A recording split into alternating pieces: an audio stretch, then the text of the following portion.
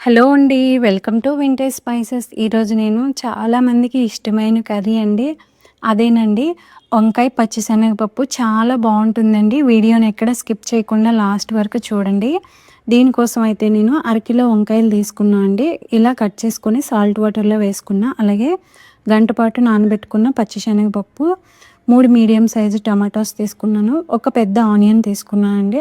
అలాగే అల్లం వెల్లుల్లి పేస్ట్ కర్రీకి సరిపడా తీసుకున్నా. ఇప్పుడు పాన్‌లో ఆయిల్ వేసుకొని ఆయిల్ హీట్ ఎక్కిన తర్వాత కొంచెం ఆవాలు, జీలకర్ర, ఎండుమిర్చి, అలాగే కట్ చేసి పెట్టుకున్న ఆనియన్స్, కరివేపాకు వేసి ఈ ఆనియన్స్‌ని కలర్ చేంజ్ అయ్యేంత వరకు కలుపుతూ ఫ్రై చేసుకోవాలండి. మరీ ఎక్కువగా ఫ్రై అవ్వాల్సిన అవసరం అయితే లేదండి. చూడండి, ఆనియన్స్ అనేవి మంచిగా ఫ్రై అయ్యాయి కదా! ఇందులోనే అల్లం వెల్లుల్లి పేస్ట్ వేసుకొని పచ్చివాసన పోయేంత వరకు కలుపుతూ ఫ్రై చేసుకోవాలండి. ఈ అల్లం వెల్లుల్లి పేస్ట్ అనేది మంచిగా ఫ్రై అయింది కదా!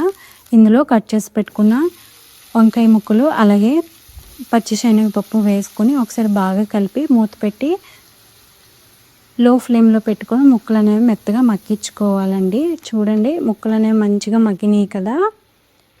ఇప్పుడు ఇందులోనే టమాటా ముక్కలు వేసుకోవాలండి. ఒకసారి ముక్కలను బాగా కలిపి టమాటా ముక్కలు అనేవి వేసుకొని ఈ టమాటాలు కూడా ఒక 2 నిమిషాలు మగ్గించుకోవాలండి మూత పెట్టి.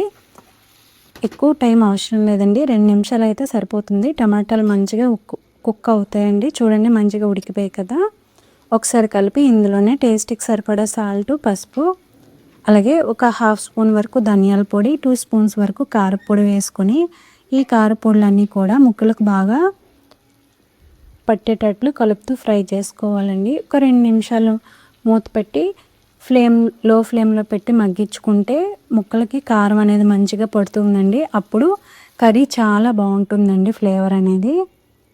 చూడండి, మంచిగా ముక్కలకు కారం పట్టింది కదా! ఒకసారి బాగా కలిపి కర్రీకి సరిపడా వాటర్ అనేది యాడ్ చేసుకొని మూత పెట్టి ఆయిల్ పైకి తేలేంత వరకు మధ్య మధ్యలో కలుపుతూ ఉడికించుకోవాలండి. చూడండి, మంచిగా ఆయిల్ పైకి తేలింది కదా! అంటే మనకి కర్రీ అంతా రెడీ అయిపోయినట్లే అండి. ఇప్పుడు ఇందులోనే కొంచెం కొత్తిమీర ఉంటే పచ్చిమిర్చి చీలికలు వేసుకొని దింపేయడమే అండి. అంతే అండి, ఎంతో టేస్టీ అయిన వంకాయ పచ్చిశనగపప్పు కర్రీ రెడీ. మీరు కూడా ట్రై చేయండి. ఎలా వచ్చిందో కామెంట్ చేయండి. అలాగే వీడియో నచ్చితే లైక్ చేయండి, షేర్ చేయండి. ఇలాంటి మరిన్ని రెసిపీస్ కోసం మన ఛానల్ని సబ్స్క్రైబ్ చేయడం మర్చిపోకండి. Thank you.